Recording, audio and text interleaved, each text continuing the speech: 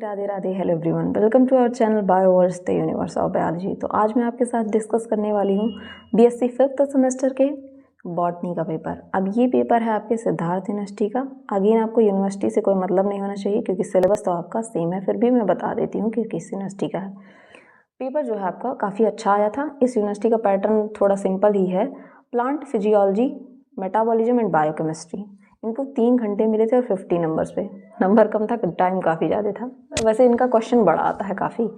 देखिए, जैसे पहला क्वेश्चन इनका, सारे क्वेश्चन कंपलसरी है, लेकिन इन पर जो फर्स्ट वाला क्वेश्चन 100 वर्ड में लिखना है वो कंपलसरी है। बाकी सारे क्वेश्चन 800 वर्ड में लिखने, ठीक है। सारे क्वेश्चन पे इक्वल मार्क रहेंगे। अब देखिए, यहाँ ज़्यादा तो मैं नहीं एक्सप्लेन करूँ क्योंकि मैंने बहुत अच्छे से आपको 5th सेमेस्टर मैंने सबसे ज़्यादा डिवोशन के साथ पढ़ाया और बहुत अच्छे से पढ़ाया है, और उसके रिजल्ट भी मुझे बच्चों से बहुत अच्छे मिले हैं, ठीक है। अब देखिए, यहाँ पे शॉर्ट नोट लिखना है। पहला ही है वाटर पोटेंशियल, ठीक है। तो वाटर पोटेंशियल आपको डिटेल में अच्छे से पढ़ाया गया। व्हाट इज वाटर पोटेंशियल, क्या होता है, ठीक है। उसका फॉर्मूला वगैरह, साई वगैरह का, ठीक है, आपको सब कुछ पढ़ाया गया है। माइक्रो न्यूट्रिएंट्स और मैक्रो न्यूट्रिएंट्स के बारे में भी आपको बताया गया है कि माइक्रो न्यूट्रिएंट्स क्या होते हैं, मैक्रो न्यूट्रिएंट्स क्या होते हैं। अब देखिए, एंजाइम्स, होपफुली थोड़ा सा आपको कन्फ्यूजन हुआ होगा। देखिए, कुछ एंटीबॉडी ऐसे होते हैं, ठीक है, जैसे मोनोक्लोनल एंटीबॉडी हो गए जो एंजाइम की तरह वर्क करते हैं। ऐसे जो एंटीबॉडी होते हैं उनको हम क्या कहते हैं, एबजाइम कहते हैं। जो एंटीबॉडी एंजाइम की तरह वर्क करते हैं उनको हम एबजाइम कहते हैं।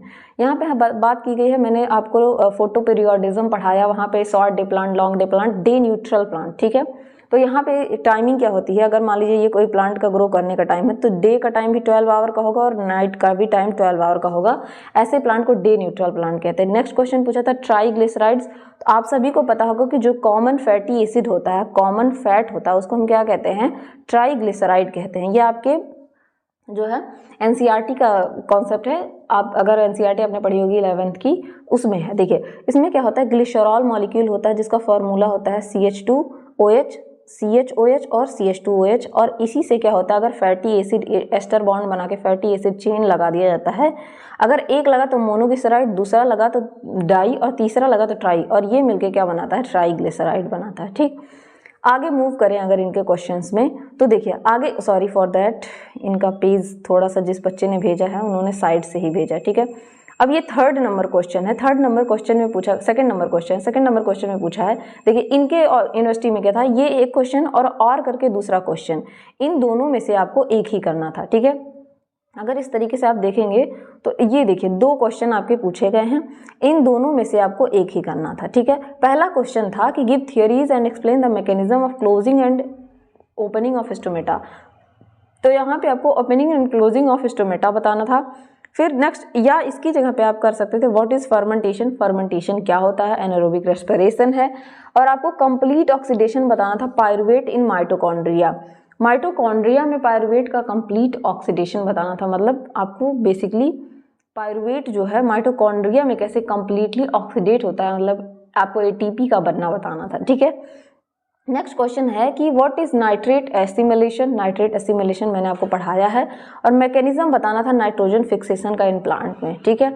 और या इसकी जगह पे आप क्वेश्चन कर सकते थे कि व्हाट इज फॉस्फोराइलेशन, फॉस्फोराइलेशन क्या होता है। डिस्कस करना था आपको difference cyclic and non cyclic phosphorylation में, सॉरी फोटोफॉस्फोराइलेशन, जो कि मैंने आपको डिटेल में बताया है। नॉन साइक्लिक को आप जेड स्कीम भी कहते हैं, इस तरीके से रहता है, ठीक है। Cyclic photophosphorylation, dark reaction, light reaction के बारे में आपको बताया गया है। 4th क्वेश्चन में था कि what are phyto hormones, phyto hormones क्या होते हैं, और उनमें physiological role of cytokinin, cytokinin का फिजियोलॉजिकल रोल बताना था। या उसकी जगह पे आप क्वेश्चन कर सकते थे, डिफाइन करना था आपको कार्बोहाइड्रेट और उनका रोल बताना था प्लांट्स में, जो कि आपको डिटेल में बताया गया था, ठीक है। लास्ट क्वेश्चन है इनका, what is amino acid, amino acid क्या होता है। Primary, secondary, tertiary amino acid का आपको स्ट्रक्चर बताना था। या उसकी जगह पे आप बता सकते थे brief account of mechanism in enzyme action, जो कि आपको पूरा डिटेल में कराया गया था। तो ये पेपर मुझे काफ़ी आसान लगा। जिन बच्चों ने अच्छे से, थोड़ा सा भी अच्छे से पढ़ा होगा वो काफ़ी अच्छे से कर ले गए होंगे।